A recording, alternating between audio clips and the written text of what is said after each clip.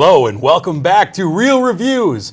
My name is Jameson Rabbit, and today I'm joined by the man who invented the spork, and his name is Mike Roth.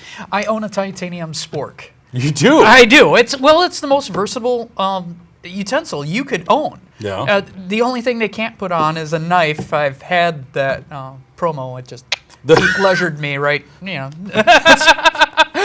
No, that's a verb. I like that. Into the spork. All right. So this week we have a couple of big movies at the box office as we are rolling right into summer blockbuster season. Oh, we're in it. Yeah, no doubt about it. Once Avengers hit, we're hurtling through it now. Well, you had the lag week after where they're like, we still can't go against the Avengers, Right. but now we're... Let's get right at it. And so we shall get right at it with our first movie on the marquee. First up, we have Pitch Perfect 2, the sequel to the a cappella sensation from a few years ago. This one is directed by Elizabeth Banks, making her directorial debut. And we bring back pretty much the entire cast of the first movie. And it is based on, it is starring the Bellas, led by Anna Kendrick, Rebel Wilson, Brittany Snow, the female a cappella group who are... they have a bit of an international incident, as you see here in the trailer, and are basically banned from competition, banned from defending their title. And what do we do about this? Well, if they decide if we can win the International A Cappella Championship, because that's a thing, then we can keep going. And so we... I love the dust sound machine. the dust sound machine. And so we are introduced to several other a cappella groups, international groups, Dust Sound Machine being the bad guys in this movie. We also bring back Elizabeth Banks and John Michael Higgins as the announcers who they steal scenes. I mean, they really are the best part of every scene they're in. And I know I told you this before, with the trailers, I was still laughing at the trailers. I never got sick of it just because of that announcer, saying... He's so great at delivering lines. We add in several new characters. Most notably, we add in Haley Steinfeld, Academy Award nominated Haley Steinfeld joins the cast as the new girl, as... the legacy who's trying to join in on the Bellas in their time of woe. And we kind of go out and there's underground a cappella competitions. Hilarious, led by David Cross. Right. We get as was teased in the first trailer, we get a glimpse of the Green Bay Packers a cappella group. And it wasn't a short scene either. No, they were in there for a while. They sang. Yeah. The Green Bay Packers. They were getting it done. Yep. And it was... If you saw the original, if you saw Pitch Perfect, this is very much right in line. They're giving you what you want, your a cappella remixes of popular songs, your dynamic of we got to stick together. There's a little bit of drama with Anna Kendrick's character, and there's, of course, the romance elements of young puppy love and what do we do. There's not a whole lot of curveballs in the movie. No. But I think as a sequel, I think Elizabeth Banks did pretty well as a first-time director. You really couldn't tell that there was a different director. It didn't skip too much of a beat from the original film, which I did not watch in order. I had to watch the old Pitch Perfect after I saw Pitch Perfect 2. I bet that was mind-blowing. It was mind-blowing. I just couldn't get the plot at all until I saw the first one. But, nah, I'm kidding. Not that deep. What are your thoughts on Pitch Perfect 2, though? I thought it was there was a lot of gold in there. You had tons of comedic actors in there. David Cross, I love him. I love most of the stuff he's in. He does a huge scene with his underground a cappella group. The jokes are pretty solid. Characters are really shallow. Some characters, it's their one shtick and that's it. And it's the same in Pitch Perfect. They have one shtick. They don't grow. They're just comic. But it works for this movie. I'm not a big fan of a cappella music. And for shame, Michael. And I am not a teenage girl, but I still enjoyed this movie because of the comedic gold that was in this movie. Yeah, I agree. I agree with pretty much everything you said, especially the fact that the characters are not very in-depth. No. They're not very three-dimensional. Rebel Wilson plays Fat Amy, and that's what she plays. Her name is what she is. And she wants to only be that. basically. I forget the name of the character. She was the strange Asian woman. Yeah. The Whispers. She did some development. She went from just being very quiet in the first movie to actually having some lines in this one. But always spewing insanity when you could pretty understand much, what she it's said. just insane. Right. But like Brittany Snow's character really was pulled back in this movie. Anna Kendrick, I thought she was kind of sent off in another direction that was. It didn't really matter to me what was going on with her character, trying to branch off into her own career. Like, whatever. Whatever happens. And they also do a lot of repeating of jokes, but the jokes were funny. So when they repeat them, it was still hilarious. It's charming. It's a charming franchise. I think there's a reason that the first one didn't do real great in theaters, but on the secondary market on DVDs, it found a huge following, which led to this resurgence and ultimately a massive box office opening weekend for them, where they shattered in one weekend what they had made, the first one had made in the theater, its entire run. This movie, it only cost them $29 million only, but over the weekend alone, they made over $70 million. Expect many, many sequels, I would assume. Yeah, and it really, they set it up to the point where you can just kind of, much like other films that take place with high school groups, you can roll in new characters and keep it going. It doesn't have to be this focused on this group specifically. And what happens then, because... Just like the Avengers. Just new group comes in. Ultimately, what did you end up giving Pitch Perfect to? I gave Pitch Perfect a 3.5. It was good. I mean, it's not Oscar bait, but I think many people are going to buy it, and a lot of people are going to enjoy watching it. If you love the first one, you're going to like this one. Yeah, I agree. I really enjoyed it. I gave it a 3.5 stars as well, which is just a half star down from what I gave the original. I really liked the first Pitch Perfect, and I think it is because it came first, and this one didn't really break any new ground. No, it's pretty much the same movie. It followed right in the same tracks as the first one, which is great. Great movie, but you lose points on originality. If that's going to be the case. But I did enjoy it, and it is fun, and it's a massive hit. And like you say, I have no doubt that we'll be seeing more Pitch Perfect in coming years. Oh, yeah. Yes, but many. We also have another sequel that we want to talk about. Mike, what else do we have to talk about? Well, I believe we both watched Mad Max Fury Road, correct? Correct. No doubt. Mad Max Fury Road, directed by George Miller. This is his fourth installment, not chronologically. Yes, in order. It fits somewhere between the original and Thunderdome, starring Tom Hardy as Max. Basically, this is a really easy plot. There is a car chase. 2 hours later, it ends. But the way they set this up, it is beautiful. You take a look at the trailers. Every shot is a scene that is just spectacular. Mad Max has never been known for its plot. It's known for its cool cars, its great environment, and the feel of this apocalyptic wasteland where the most important thing you can find is gasoline. Right. Which is the fuel gasoline, if that wasn't obvious. And water is also pretty important. This whole movie is an adrenaline rush from the beginning to the end. You could talk forever about the characters, but your major character in this is actually the vehicles. They could have stopped this whole movie and just had a guy walk around each vehicle and tell me what's going on, and I would have been entertained. This is... It was a glorious movie just to watch. Yeah, I mean, you look at that trailer, it is just high energy, and the movie was the same. There were a couple of moments throughout the movie where you get a chance to catch your breath, but really from beginning to end, it is on the road. The one thing I like is, so in the previous Mad Max franchises, you've had, you're in the wasteland of Australia, post-apocalypse, gasoline is a priority. Then it's water is a priority. This movie, it is women. Women is what we need to repopulate gas, water, and ammunition, those are great. But in this one, the scarce commodity is these women. And that is what the whole crux of the conflict is all about. I thought Charlize Theron was excellent as Furiosa, as a really tough chick who's going up against Immortan Joe, our bad guy.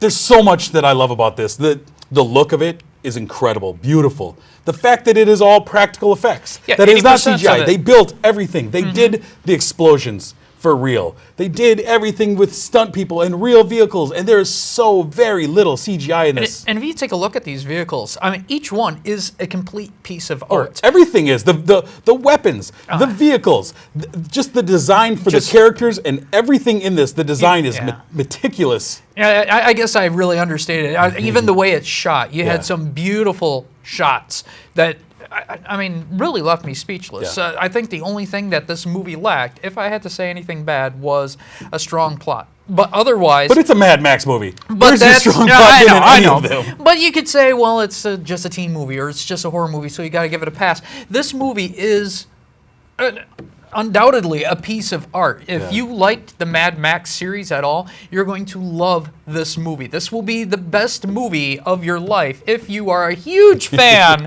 of the other Mad Max, because this blows the other three, I believe, out of the water. Yeah, I just love it. It seems like George Miller loves this universe. He really cares about this. This is something that he's grown, that he's come back to, and he wasn't just gonna kind of half-ass it and just kind of get a sequel out there to make some money. Yeah. If I'm making Mad Max, we're doing it right. And believe me, this wasn't just something that they thought of last this year. has been in the works for a while. 2003, they were going to do it, but they had a problem with trying to get Mel Gibson. Mel Gibson. Sorry for the woo. Get him ready. And then they were going to do it again with Heath Ledger, but unfortunately, Heath Ledger And passed. I enjoyed Tom Hardy. I thought he was fine. I think, especially for what you need from Max, he's a great anti-hero. You don't need a lot out of him. Everything else in the movie was the star more than Max. Yeah. Well, all the characters really, as actors, no, they were kind of subpar as actors. You don't need them. Exactly. You're on the road. What makes this movie is not the acting, it's not the plot, it's the feel of the movie, it is the look of the movie, it's the imagination that they had for their set designs and their cars, definitely their cars. Yeah. That's what makes a movie. Plot, acting, not so big. I enjoy right from the beginning. You get a look at what this world is. You see that people are just missing limbs everywhere. It's been rough. And you see that water is scarce. People are doing anything to get water. You see our bad guy. We're introduced to a Morton Joe. And unlike most times when you're introduced to a bad guy and you're showing him as big, menacing, Darth Vader walks through the ship on the Tantive and you're like, whoa, look at this guy. And then you find out like, oh, he's a wrinkly old guy under there. This one, you see immediately, he's got lesions, he's got sores, he's got these creepy little boys blowing this powder onto him.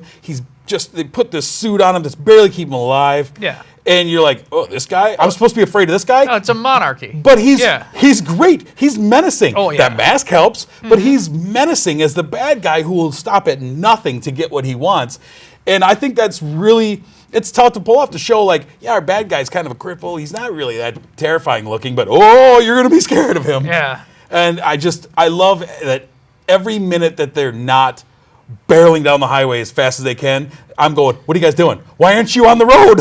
Get moving. There's bandits coming from every direction. And that was another thing I really liked about this movie was they always kept moving. So even during your lulls, you had them fixing the equipment while this war machine is barreling through the desert.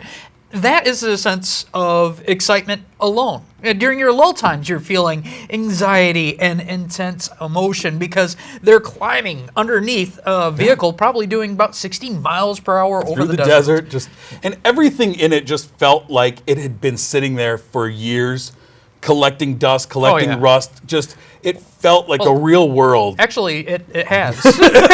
These were real parts from real vehicles that were just rusting. You get and the falling Interceptor. apart. They bring the Interceptor back for a moment. It hurt not to get that back. Just to throw this out, and an extremely interesting read on our Facebook page. I did link a Bloomberg article that goes through every single vehicle and tells you what it's made of and a little bit of history. I would highly suggest going through that if you're interested. I have been in the Mad Max obsessed world. with reading everything I can about Fury Road over the last week, watching videos, going through the Twitter account of the stunt double for Charlize Theron's character Furiosa, and the pictures that she took from inside the car as it's on fire. She's like, click, tweet, hey, isn't this crazy? like, look at these effects. Following all the hidden gems that George Miller's put in there, watching interviews with him about the things. It's just... It's so great. Just to let you know, in September there will be prequel comics coming out Yes. if you are interested in checking out a little bit of the background. And also, of course, the big news is there's going to be a sequel to this, a prequel Mad to Max this movie. Wasteland is what we're Wasteland. getting, and I'm excited for that. I'm excited to see more of it. You think we'll ever find out what exactly happened?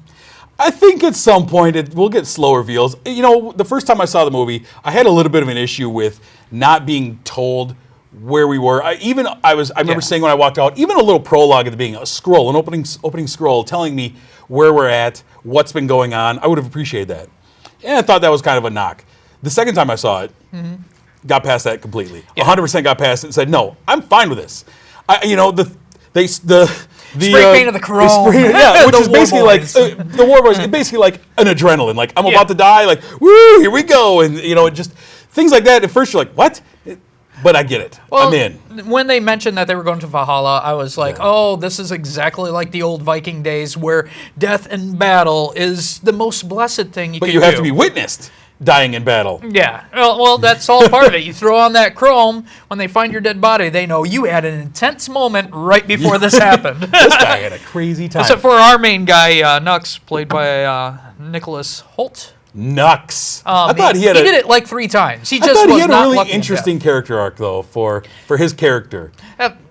I loved his character in the beginning, but his attitude changed way too much over one little scene. But like I said, it's not the plot you're going for or the acting you're going for. It is the intense adrenaline rush and the beauty of this apocalypse It's so much wasteland. fun. It's so much fun. I like that they didn't just make it where they made it real world where, you know what? Maybe you don't always have unlimited ammo. Yeah. Maybe we only have 3 bullets left and we're going to have to go at it. We have to find creative ways. The pikes with the exploding like Molotov cocktail on the end of a pike as a weapon. I love that. Every time they just throw it at a vehicle, I'm like, that's cool. That is one thing that excels a lot since the first Mad Max, where apparently, gunpowder is pretty rare. Yeah. Whoa, do they found a lot of it for this movie. Everything must blow up. Right, everything. I really enjoyed it. As a fan of the Mad Max franchise, this is just the culmination of everything. This is just blew my doors off. I'm looking for more of this. I'm hoping actually for another sequel of Weird Science, so they can bring in the Road Mohawk Warriors guy? from there. Yeah, they're not going to do that. I love it, and I thoroughly enjoy it. I went and saw it a couple times. I'm actually looking for someone to go see it with me a third time because I want an excuse. Yeah. I really enjoy this movie. So I guess I'll go ahead first with my scores since it's going up. My score, I gave this movie 5 stars. 5 stars. 5 stars. Yeah, I could not find anything that would deter me from giving it 5 stars. I tried the first time I walked out. I had a bit of a sound issue in the theater that I saw it in, and like I mentioned, I kind of wanted a little more plot out of it. Having to go see it a second time, I said no, it's great. Everything about it is exactly what I need out of Mad Max. What do I love about Mad Max? I don't love the plot about Mad Max. It's not why I go to these movies. It's just phenomenal. I love it. Love it. If I went by the feel and the looks alone, I would have gave it a 5. But I did get hung up about the plot and the acting, and it failed to give me the perfect score. I gave it a 4, but still, shame. Extremely good movie. A 4 is an extremely good is, movie. no doubt about it. It's just not going to, I'm blown away by it, and it exceeded my lofty expectations for it because this was the movie that I was most anticipating this first half of the summer. And when you exceed those expectations, that's something. What's your next one? Out of curiosity. It's gonna probably Jurassic World. Yeah, in a couple of weeks. Yeah, we're getting into it. I mean, now it's you're going to see as we talk about what's coming soon. There's great movies coming out every week. Yeah, I'm actually looking forward. My next big one that I'm looking forward to is this week. Yeah. It's I'll be Insidious. watching it I tomorrow. can't wait. Yeah. So, as we talk about Mad Max and another post-apocalyptic anti-hero from the bygone years, we decided to talk about our throwback as another post-apocalyptic hero. Set all the way back in 1998. Remember that apocalypse? Hey. Woo! Wow.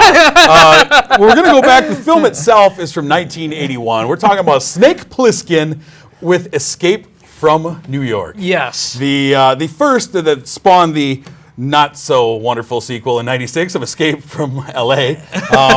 But this is another movie, much like Mad Max, that they Yep. have been trying and talking about, and apparently have Oh, it needs a greenlit redone. a sequel now. And who knows if it's going to be Kurt Russell or not, because again, he's also an aging star. But Escape from New York, starring Kurt Russell as the Snake Plissken, the one-eyed crazy killer who is sent in a Air Force One goes down behind the walls. New York City is a walled prison city. No one goes in, no one goes out. Manhattan is a prison, and Air Force One with President Donald Pleasance goes down.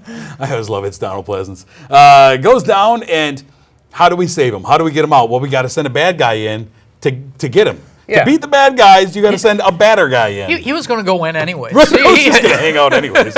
So the government strikes a deal. Lee Van Cleef strikes a deal with Mr. Snake Plissken, sends him behind the wall. Go get him, Snake. And Kurt Russell as his quiet, menacing bad guy. There's something about 1980s Kurt Russell that really strikes a chord in my heart. Because there was a stretch there between this and Big Trouble in Little China where Kurt Russell was he was getting it done. Don't put baby in a corner. Wait, what? Talking about that's Patrick Swayze. Oh, I'm sorry. Same guy, isn't it? Sure. But Never see them together. The Escape from New York is a great movie. Great cast: Harry Dean Stanton, Ernest Borgnine, Lee yeah. Van Cleef, Donald Pleasance. I mean, it is full of a who's who of late '70s, early '80s. And it's just crazy action. Yeah, it's crazy. It's crazy. I like this movie. It's for the nostalgic, though. But a lot of things about this movie is made fun of in later movies. Yeah. And matter of fact, if I know I mentioned it before, and I've mentioned it on our Facebook page too. Kung Fury. Yep. That is pretty much based on movies exactly like this. Yeah, where, this became a caricature yeah. to base other movies. Snake lands on top of the World Trade Center. He goes up to an electric box and pow! The excessive amount of sparks go out, and he's instantly fixed the entire elevator system. Yeah. Yeah. He's Snake Plissken. He You don't is get a pretty- name pretty like bad. Snake Plissken if you can't do things like that. They don't just I hand those guess. names out. They to don't guys. hand out nicknames. Yeah, it is. You got to earn them. Going back now, these 35, 34 years later, yeah. it is laughable at a lot of parts, but at the time, Exactly. At the time, it groundbreaking. was groundbreaking because people copied it for a good decade later. Now they make fun of it. Right. But, you know. And if you watch Escape from L.A., it kind of does make fun of its predecessor without trying. I don't think it means to. I don't think it realizes that it is, but it is. Yeah, it is. It's taking itself a little too seriously. Okay. But if you want to watch Escape from New York, it is streaming on Hulu Plus right now. Yes, that it was is. nice. That's always nice to find them free streaming. So Yeah. I recommend checking out if you haven't watched it in a while. I mean, it's not going to blow your doors off. No, or but anything, if you haven't seen it, definitely watch it. If you haven't seen it in a while and remember good, fond things of it, rewatch it, change your mind. I mean, it's 1980 or 1981 81, John Carpenter. I mean, he was killing movies at he the time. really thought that in his lifetime we were really going to have a real John state Carpenter. of decay. For a moment there, John Carpenter was just untouchable as a director. I love him Such as- brilliant ideas. Yeah. Yeah, I don't know. Well, yeah, his Dracula series. You ever Sure. seen? Oh, that was terrible. Sure enough. But that is our movie throwback for this week. Let's take a look at what's coming soon, the week of May 29th, sir. Nothing but goodness. Nothing but goodness. The week of May 29th, we have two movies that will be coming out. The first one is the newest movie from director Cameron Crowe, and that is the movie Aloha, with a rich cast. This cast seems tailor-made for everything I love in life. Bill Murray, Bradley Cooper, Alec Baldwin, Emma Stone, just a plethora, Danny McBride, a plethora of goodness. I'm hoping. I really am. Because you got all the setups. I'm hoping it doesn't become kind of cliche. It could. I mean, Cameron Crowe this is his kind of movie. It's Yeah. kind of a sappy, you have Rachel McAdams and John Krasinski, a bit of a romantic comedy, it looks like. And Cameron Crowe can deliver on those. Yeah. If anyone can. And so I'm hopeful. The trailers don't exactly, they don't blow me away. They don't get me crazy excited for it, but I'm hoping that the movie's better than the trailer. I'm hoping they have as much Bill Murray in it that I'm hoping they will. I'm hoping never have too much. Because I remember last year when we saw Godzilla. Some Bryan Cranston. Yeah, Bryan Cranston. It made it seem like you were going to see him in every shot, and really he was only in for some sadness. Yeah. Sadness going on. The other movie we have coming out the weekend of May 29th is San Andreas. The your fault. The big movie, the big disaster movie for the summer, starring The Rock as a helicopter pilot who is going to lay the smacketh down on the San Andreas earthquake. Going to give it the people's elbow. No doubt. There is no doubt about it. I was correct. That was right. Great, Okay. good job. Yeah, he's going to hit the rock bottom on the fault line, Nice. and California's going to fall off into the ocean. It looks crazy. Look, these disaster movies, Yeah. this is what June is all about. Summer is all about disaster movies, big budget, dinosaurs, and the Earth being destroyed. You have to have one every year. You have to have the Earth being destroyed by a tidal wave or an earthquake or whatever every summer. Guilty pleasure. I love The Core. Yeah? Yeah. It's not bad. A lot of people don't Look, like it. there's terrible disaster movies, Uh-huh. but they're all good. Yeah. In my opinion. Like, Yeah. there's, just like post-apocalyptic movies are just a precious thing to me, disaster movies are also, because they are so easy to make bad and so easy to make cheesy, Yeah. but they're still good. They're still fun. Even if the action and the suspense is contrived, it's still fun. It's still good, right? If they had an acapella disaster movie, would you go? I would. Yeah. Oh, Mike. You know what? Send an email to yourself with that idea. 'Cause that's patent pending. That's ours, trademark. It's gold. Acapella disaster movie. Oh, man. But those are our two movies that are coming out the week of May 29th. I'm excited for both of those. Let's see. Next week, we're going to be discussing... Insidious 3. Is it? No, that's not yet. We'll have Poltergeist. Poltergeist. I knew it was one. Insidious 3 is 3 weeks away. We have Poltergeist, and we also have Tomorrowland. We'll be having those coming up. But before we go, of course, we want to take this time to thank our sponsor, Marcus Theaters, specifically The Palace here in beautiful Sun Prairie, Wisconsin.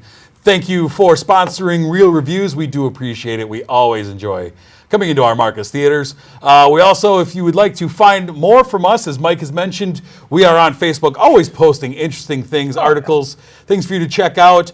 We have links to all kinds of things on there. You can go onto Facebook and find us by searching at Real Reviews TV. We're right there. If you want to go on to Twitter, you can find us there as well, at Real Reviews TV. Always posting things on there, looking for some friends. And if for some reason you really need your YouTube fix, Yes. you could find us on YouTube, and that way you could stream us on your Roku or your iTV or your Chrome device and enjoy it on your big screen TV. Yeah, no doubt. That's always an enjoyable way to watch it. And of course, if you want to watch us live, you watch us, as you may be right now, Fridays at 5 p.m. on KSUN Charter 983. Exactly. Or you can find any show that we've done, any episode, over a year now we've gone, at ksun.tv. Go on there, find Real Reviews, find other things, find all kinds of things. Yeah, I think that's all we got for this week. Yeah. It was an exciting week. It is an exciting week. Indeed it is. So next week we will be talking about ghosts coming through TVs and going into Tomorrowland. I'm still not sure what to think of that movie. I can't read it. I got I no have no read on idea. that movie. No. But I'm It could excited. be the next big thing. You should get your collector's cup now before they get out. The next big thing. Yep. Sure. I am excited. But until that time, my name is Jameson. I'm Mike Roth. Thanks for watching.